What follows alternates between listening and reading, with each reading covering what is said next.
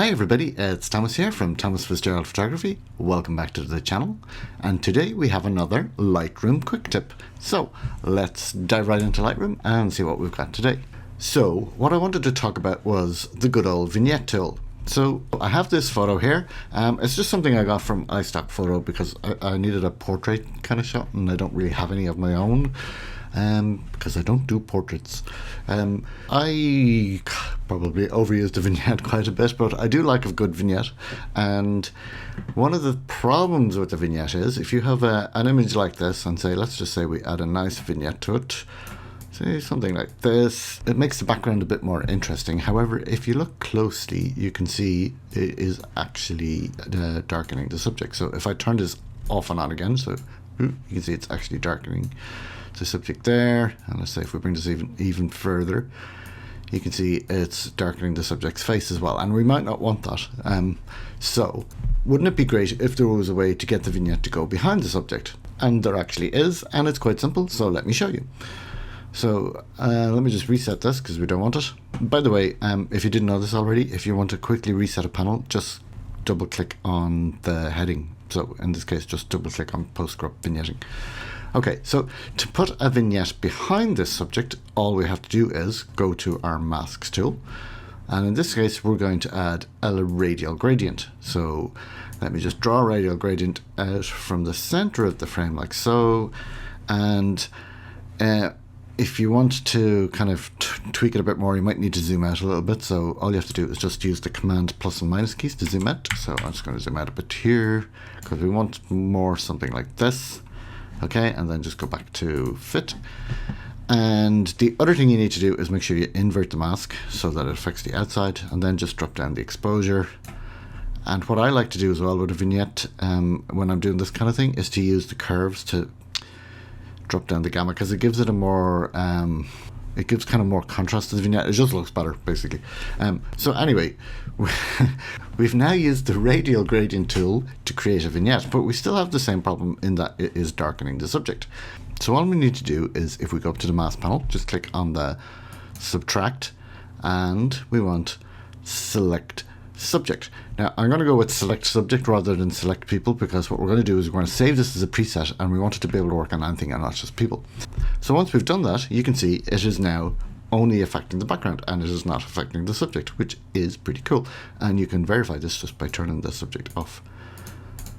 There we have it. There we have a vignette behind the subject.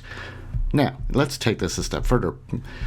You can actually save this as a preset, and because the subject detection is AI based, it'll work once you apply it to any image. So first of all, I'm just going to name this though, just so we know what it is later, and we call it Smart Vignette.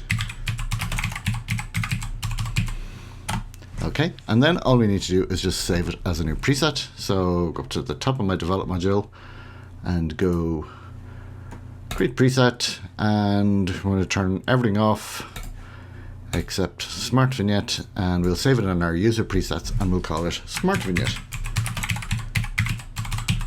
Now I've actually done this before, so it's probably going to give me an error here. Yes, I'm just going to go replace.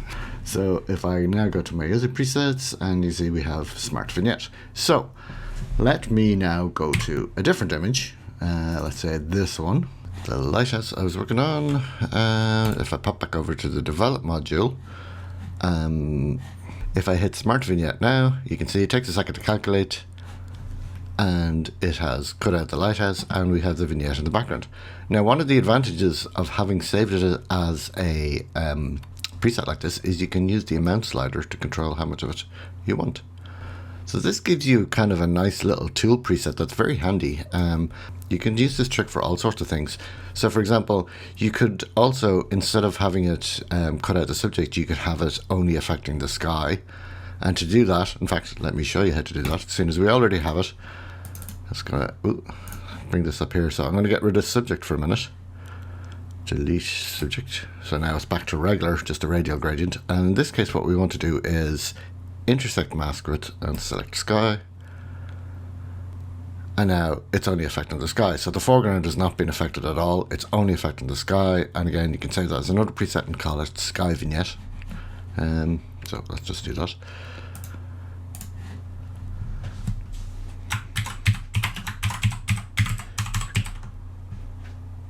now we have a vignette that only affects the sky. So let's just find another image quickly. And I'm just going to pop over here for a second, and I'm just going to put a preset on this so that it makes it look a bit decent. So this is one of my Filmlux presets. Shameless plug, you can find them in the description below. And if I go back to my, I'm scrolling too fast. If I go back to my sky vignette, you can see it is applying the vignette, but only to the sky. And again, I can ramp it up or down. And if you want to just control the shape of it, you can always go back in, go in here, select the radial gradient, and then you can move it around, and you can do additional things like so. So let me just show you one more example.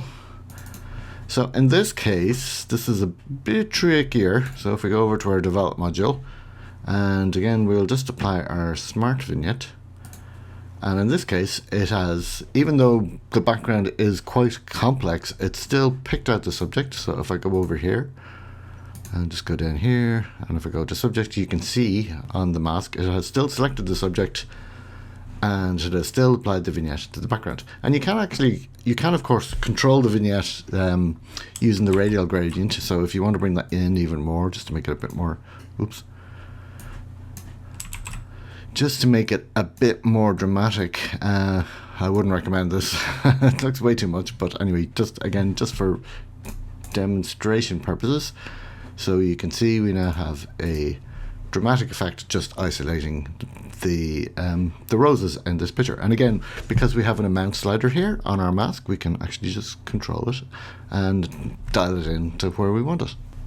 So that's pretty much it. That is our super quick tip on how to create a mask behind a subject. Hopefully you found this useful. If you do, please like, share and subscribe, and we'll see you in the next one. Bye.